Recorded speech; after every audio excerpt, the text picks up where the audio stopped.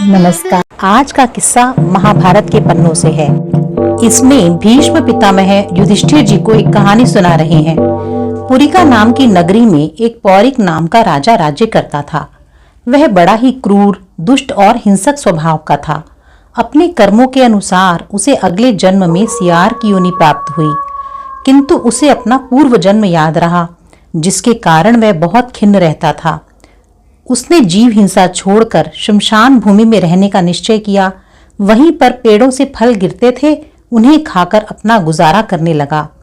जब अन्य सियारों को यह बात पता चली तो वे ईर्ष्यावश उसे कहने लगे कि तू हमारी जाति का है, इसलिए जो भोजन हम खाएं वही तुझे भी खाना है, तू हमारे जैसा बनकर रह। अब तो यह सियार सावधान हो गया। वह समझ गया कि ये ईर्ष्यालु हो चुके हैं।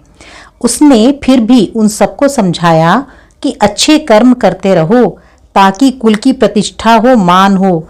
अब धीरे धीरे जंगल के राजा शेर तक सियार की ख्याति फैल गई। वह एक दिन स्वयं सियार के पास आया और उसे अपना मंत्री बनने का प्रस्ताव दिया। लेकिन अब तक सियार बहुत ही शांत स्वभाव का हो चुका था।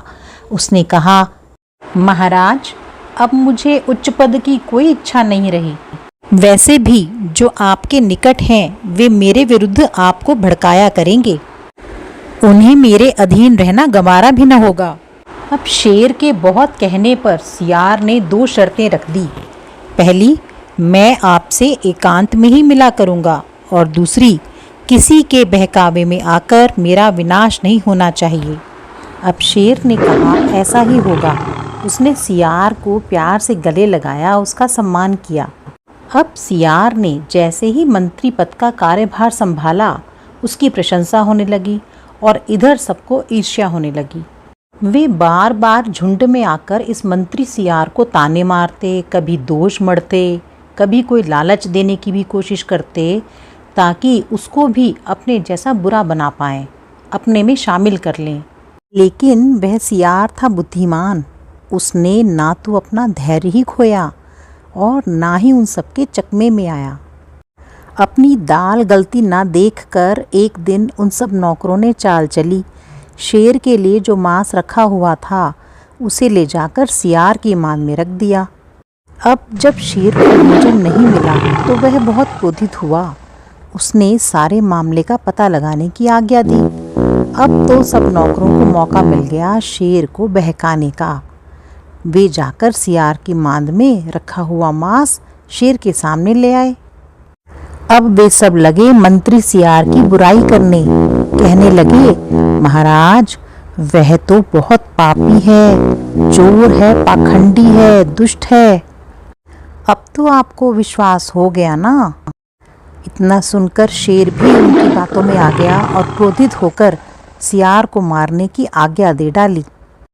तभी एक धर्मात्मा सियार भीड़ में से निकलकर बोला, महाराज, ये तो अन्याय है। वह बेचारा तो मांस खाता भी नहीं, और ये सब कपट लीला इन्हीं नौकरों ने रचाई है। जब शेर को सच्चाई का पता चला तो उसे बहुत पश्चाताप हुआ। उसने सियार का बहुत सत्कार किया, उसे स्नेहपूर्वक गले भी लगाया। लेकिन सियार ठहरा नीति शास्त्र का ज्ञाता। उसने शेर से आज्ञा ली और निकल पड़ा अपने प्राण को त्यागने के लिए। शेर ने उसे बहुत समझाया, लेकिन सियार ने कहा, पहले आपने मुझे सम्मानित किया, फिर अपमानित कर दिया। अब आपका मुझ पर और मेरा आप पर से विश्वास हट चुका है। सियार ने तो यहाँ तक कह डाला कि महाराज, राजाओं का चित्त चंचल होता है। वे सुयोग्य व्यक्ति की पहचान नहीं कर पाते। कोई विरला ही राजा होता है जो हर प्रकार से समर्थ भी हो और दूसरों को पहचानने की प्रतिभा रखता हो। इतना कहकर वह सियार फिर से वन में चला गया। वहां उसने मृत्यु तक निराहार रहने का व्रत लिया और अंत में शरीर त्याग कर स्वर्गधाम में पहुंच गया। इस कहानी से हमें यह शिक्षा मिलती है कि यदि हम सामने वाले की पहचान नहीं कर सकते तो हमें धोखा ही मिलेगा। अच्छे और बुरे में अंतर करना आना चाहिए, वरना अच्छे लोग तुम्हारा साथ छोड़ देंगे और बुरे तुम्हारे साथ रहकर तुम्हारा विनाश कर देंगे। वीडियो में इतना ही। आशा करती हूँ कि आपको आज का ये ज्ञान, ये रहस्य अवश्य पसंद आया होगा। वीडियो अच्छी लगी हो तो लाइक कीजिएगा कमेंट कीजिएगा। आपका एक एक लाइक और कमेंट मेरे लिए बहुत मायने रखता है। चैनल को सब्सक्राइब भी कीजिएगा। आपका बहुत बहुत धन्यवाद। ओम नमो भगवते वासुदेवाय। ओम नमो नारायण।